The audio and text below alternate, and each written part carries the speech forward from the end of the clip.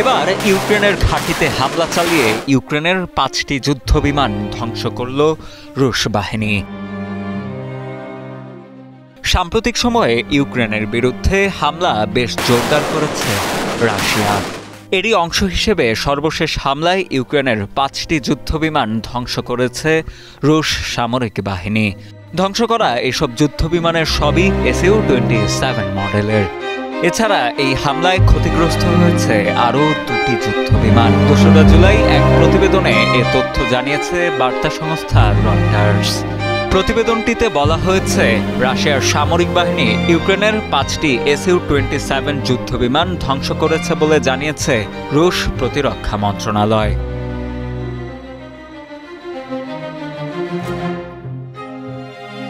এছাড়া ইস্কান্দার এম ক্ষেপণাস্ত্র ব্যবহার করে ইউক্রেনের পোলতাভা অঞ্চলের মাইরোরোড এয়ারফিল্ডে চালানো এই হামলায় আরও 2টি যুদ্ধবিমান ক্ষতিগ্রস্ত হয়েছে।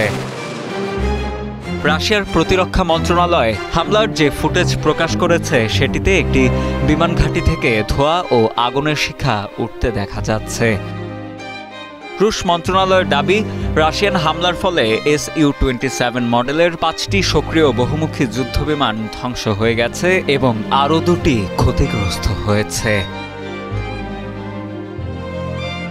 রাশিয়া ইউক্রেনের বিমান ঘাঁটিগুলোকে এমন এক সময় লক্ষ্যবস্তুতে পরিণত করেছে যখন যুক্তরাষ্ট্রের তৈরি অত্যাধুনিক F-16 যুদ্ধবিমান হাতে পাওয়ার প্রস্তুতি নিচ্ছে কিয়েভ।